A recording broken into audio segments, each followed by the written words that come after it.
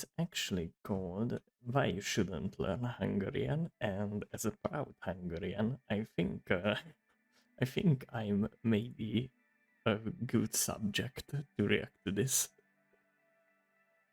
So, yeah, I think that I now just need to put this to full screen and let's listen to this. Is one of the most unique languages in Europe, and arguably in the world as well. What can I do to As this? unlike most of the languages on the White Devil continent, Europe, it falls under the Uralic family tree, rather than the Indo-European one. Yes, it does. So basically, that means that we can't really understand a single word from any other language. Basically, you have to learn everything, and all of the neighbors hate us because our language sounds like duck quacking. turn has garnered Hungarian a reputation as one of the most difficult languages in the world, often being Yes, it is. and and I'm pretty proud that I can speak it all throughout the day, actually pretty nicely. ordered in difficulty just below the big three: Chinese, Japanese, and Arabic. So, as Ooh. someone who's spent the past year So it's and actually the half of fourth. his life torturing himself 1 to 2 hours a day learning the Hungarian language, I feel as if it is So my he knows duty to tell struggle. all of you my findings. To what exactly makes this language so notoriously, painstakingly annoying for non-native speakers, as most of you are sane enough not to find out by yourself. Oppa! To start off, Hungarian is roughly spoken by around 13 million people worldwide. Around 10 million speakers live in Hungary, 1.2 million in Romania, 450,000 in Slovakia, 250,000 in Serbia, 150,000 in Ukraine, and the rest can be found in And all of the mentioned people do hate each other personally, as at least that's what I can see so far. actually functional countries such as the US, Canada, and apparently Israel. The Hungarian alphabet is quite simple. It more or less follows the rule most of my Serbian viewers should be familiar with, known as one letter, one sound. Except that some letters are made up of two or more. Either way, reading the language is quite simple once you get familiar with the alphabet. The basics of the language structure is that you have a base word, and to convey meaning, you just attach a shit ton of suffixes and prefixes, and boom, you can communicate. Because of this, Hungarian can get like extremely long words with yeah, that's a feature of the language, not a bug. That there is basically no upper limit how many prefixes you can actually add to a word. So basically, that monstrosity of a word is is actually one that contains some meaning. But usually we just say this to mess with people. which put even those damn Germans into place. The only language that might beat Hungarian in this regard is Welsh, but no one speaks Welsh, so who cares? This all is enabled because Hungarian does this thing called vowel harmony, where there are two sets of vowels: the back vowels, o, a, o, u, u, and the front vowels, e, i, u, u. And you know, guys, I've been Hungarian for I think 23 years now, and I could have never learned these things because because I wasn't sitting in the first row of chairs in Hungarian classes. so so yeah, I have never even um, knew about what is the difference between these two sets. But yeah, it's good to know. With E and E sometimes being interchangeable. And if the word ends in one type of vowel, you attach suffixes with the same vowel type, and that's all the simple stuff in Hungarian. Now let's talk about why I abuse my computer during my Duolingo practices. Mert elkaptuk. Nem kicsit, nagyon. Now, for most That was a little bit of a cultural, how should I say it? Vibe check, maybe. That was one of our one of our recent prime minister's speech. Basically, he said that we have fucked everything up and we were just a bunch of liars and stuff like that. That's what is happening in the in the Carpathian Basin, basically. European languages, the word order that they follow is pretty simple and is subject, verb, object, aka SOV. If you don't know what these words mean, click off the video right now and head back to elementary school. Me leaving because we like. Okay, now that most of my American viewers are gone, we can continue. Essentially what this means is that in an English sentence, like I turned myself into a... The pity attacking of the Americans over here is it's just funny. Pickle, I is the subject, turned is the verb, and pickle is the object. Why would you say in German, that? Ich verwandelte mich in eine Gurke. Ich would be the subject, verwandelt. Can I actually say this? Ich verwandelte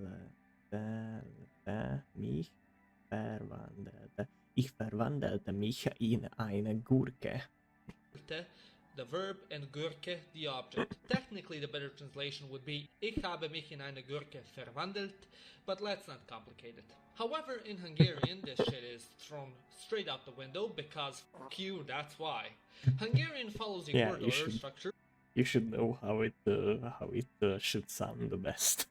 So basically that's the progress behind all of the Hungarian sentence making. That is topic, focus, verb, and then everything else. Which for a smooth brain like me is such a difficult concept to grasp that even after almost 2 years of studying this shit, I still don't fully get it. You just can't. Here the meaning would be it is the pickle that I have. The accent he has, it's insane, because if I say this in Hungarian, then it actually sounds kind of like uborkává változtattam magam. And basically that's it. Implying that the speaker hasn't turned himself into an apple, as the topic is that the speaker has become a pickle and we focus on that transformation. Meanwhile, in uborkává változtattam magam, here the speaker proclaims it is I who has turned myself into a pickle, supposed to someone else, as the topic is I and we are focusing on the transformation of the speaker into the pickle. And here, változtattam uborkává magam. That is just wrong. Don't think that you can say that. that is just incorrect. Pickle, implying that the listener thought perhaps the speaker was lying, as the topic is the transformation, which would imply that. You get it? Yeah, me neither.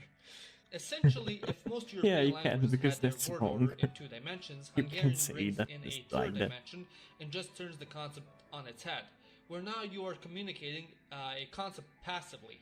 If you're not a native speaker, you're going to want to commit ethnic cleansing in the Balkans while trying to understand this. In Hungarian, there are these things. That's good. That's going to be the best one. Basically, you can put meg in front of every word, and that's going to be a verb. Things called coverbs. Essentially, they are prefixes which you attach to verbs to communicate the direction or the type of action that you are committing. Kinda like this. For an example, you have ki, which means out. You attach it to the verb megyek, I am going, getting the word ki megyek, which means I am going out. Or you have the coverbs such as be, meaning into, attach it to megyek, and you get be megyek, I am going into something. And that's why modern Hungarian slang isn't a thing. I'm not sure that you can believe this, but yeah, basically we just use English words and stuff like that, because if you say cool in English, that sounds cool, but in Hungarian you say menü. How the hell does that sound like? I'm not sure, but you always say cool rather than menu, which basically just means going. For the most part, these are quite simple to get your head around. In the beginning, they might clash with your understanding of. Oh, my sweet summer child.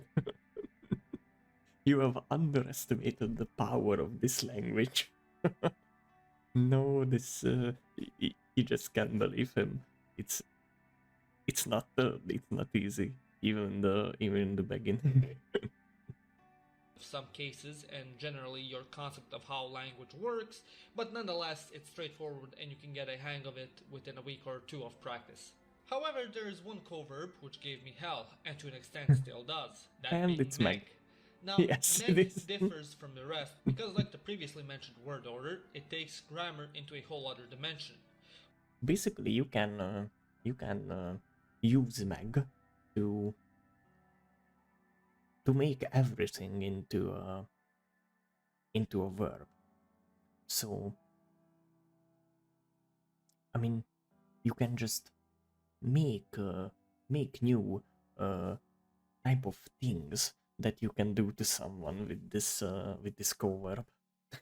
But let's Which just is hard listen to to wrap your him. head around considering most European languages don't really have a similar concept to it, except for English, but even so, it is not a perfect equivalent. Essentially, Meg specifies that an action is done to completion, or that an action is being done to a specific object, or that it will be done to the specific object in question. Yes. For an example, Basically, the one he was referring to is megbaszom anyádat, which means I'm going to F your mother. in English, you can say, I am fucking your mother, and I I fuck kinda your like mother. this. The first concept implies that you are in the process of having sexual intercourse with someone's mother, and perhaps you are stopping to explain What to is an this onlooker picture? what you are doing. Meanwhile, the second concept, you are saying that you are currently doing someone's mom. Now, in Hungarian, you can And that's convey a pig. this in numerous ways, but I won't be factoring the word order, but just the concept of the mother copulation. Baszom az anyádat. Here we are implying that The we are in the process accent. of ravaging your mother, similar to the sentence, I am f***ing your mother. Megbaszom az anyádat. And here we are implying that I promise to do your mother specifically, definitely. Generally, this makes my brain hurt because apparently you're supposed to use meg whenever you refer to the object you are talking about. Like, really specific. Otherwise, your sentence is incorrect in the context you are speaking about, and it's just such a bloody headache.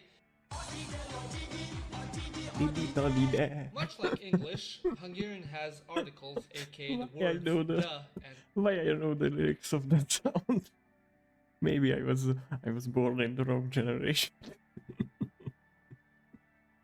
That shit was blasting 24/7 However, they are rolled in reverse. during middle The school. indefinite article in Hungarian only has one form, egy, and the definitive has two, a és az, which follow the same rule as the English. And he did the extra mile to actually say ish instead of and, because basically and means ish in Hungarian. A and an. This is in itself fine and dandy, however, what really grinds my gears about this is that the bloody verbs conjugate differently based on the goddamn article you're using. For example, a román ellop egy pénztárcát. What is that? What is that example? Why would they do In this that? sentence, we are saying that the Romanian is stealing a wallet. A román ellopja a pénztárcát. However, if we change the article to the definitive, we That must accent also is conjugate the insane. verb from ellop to ellopja, which is just retarded considering we already have a bloody article to say that, hey, the wallet is being stolen. But on top of that, one must add 6 more ways to conjugate a bloody verb because why the hell not? And on top of that, if we want to say that the Romanian is stealing from a specific woman, like he's stealing it from an Austrian woman, we can add meg and say a román meglopja az osztrák nőt, which is generally my biggest issue with Hungarian. When speaking the language, you need to be very specific to what you want to say. Otherwise, what you're saying has a meaning not related to the context, which is extremely hard to get your head around, as most European languages are more vague. But if people speak broken Hungarian, you can actually just decode it. Once I had this this colleague for I think for like 2 days. I'm not actually remembering his name, and yeah, that guy actually came to Hungary from all the way from England, I think, and I managed to break my microphone, and that's some technical issues, but we are not going to worry about it. So that guy was coming from England to Hungary to help us install a new system, and he had some pretty actually he had some pretty good Hungarian knowledge, and yeah, somehow the parts that we weren't understanding we were able to just because we we asked him some questions, and the answer to them was kind of the reason why we could actually decode that whole sentence, because he had some problems with this this kind of things. But yeah, that actually is, I think, one of my only instances where I had actually talked to a person who is not from Hungary but speaks Hungarian. So that actually was pretty nice. So in the let's go grammar with and this. rely more on context. Now, it is no secret that Why Hungarian is has there a a shit ton of picture of cases, Orban? 18 to be precise. And for the average Europoor, like you and me, that might seem a lot, considering German has only 4, Romanian 5, and most Slavic languages have either 6 or 7. However, most of these are just suffixes that serve the function of words such as from, to, on, below, next to, and etc. And the language can be very specific with them, thus so many. Now, they themselves in their base forms don't annoy me. What really makes me hate myself when dealing with them is that they conjugate with pronouns and demonstratives, words like this and that. Just why? Why must this language torture me so much? Who enjoys this? Who thought this would be good? You know what the actual thing is? Even Hungarian people don't understand this language, because the kind of emails that I get in the workplace, it's insane. Usually, I need to help my direct colleagues to write emails because they are how should I say this? Sometimes so dull that they can't even write a sentence correctly, and not to speak about punctuations and commas and stuff like that, because yeah, it can actually happen that Hungarian people can speak in Hungarian perfectly but can't write it down. And this location thing is, I really do think that I know what it's going to be. Another one of my pet peeves with the Hungarian language is the way it expresses location when it comes to This geographical area. this just makes me cringe every time I hear someone say Szögedi. Why? Why? Why would you say that with an Ö? No, it's not with that. That's with an A. Szeged, not Szöged. So that's one, and the other is there are some places and some cities which are for some reason identify as something other than they are, and they say that it's I had something on my tongue for this, but I forgot. But you know what? I'm pretty sure he's going to talk about this. I have a feeling. Now, to say that something or someone is located in some country or city, you use the inessive and superessive cases, aka the suffixes bon and ben, and on, n, and un. Bon symbolizes that You one is poor in little something, child. meanwhile on symbolizes that one is on something. And for And most that's cases, not when always the talking case. about a place that did not belong to Hungary at one point, that you are in it. Like, for an example, ki volt Párizsban, who was in Paris. You just attach bon to Paris and boom. Opposingly, when talking about places in Hungary or that were in Hungary and Hungary itself, you will use the on suffix. For an example, meg akar halni, mert Magyarországon él. He wants to die because he lives in Hungary. A literal translation. The basic Hungarian experience be like that's the baseline. You can that's where you start. You can work from there, and with a lot of work, you can get to the part where you want to die, but you are not living in Hungary. Would be he lives on Hungary, but yeah. For my Serbian speakers, it's similar to when you say na Kosovo instead of u Kosovo, unlike with most other political entities such as u Beogradu, u Vojvodini, etc., etc. Now, all of this is fine and great, however, my problem arises because the language does not follow its own rules. For an example, you'll say Miskolcon, a town in Hungary, but for another town in Hungary, Debrecen, you'll say Debrecenben. What's even worse is for a third town, like Győr, you won't even say either of those, but Ooh, Győr. I mean, come on, the language even screws over Hungarian claims over Transylvania. No, that's not the fact. Hungarian people screw over the Hungarian language. That's more correct if I say so myself, and I do. So usually the people are from Győr actually say it's not Győr, it's Győröt. Why do you keep doing this? It's been 100 fucking years since it happened. And we are still using this, and I don't know why. But I think they are doing it out of spite, or so that they have something to talk about. Because instead of saying Erdélyen, the grammatically correct way is to say Erdélyben. What the all in all, Hungarian is unique in the world of how people would speak if they spoke in computer code. You just all need in to all, learn 10 out of 10 language.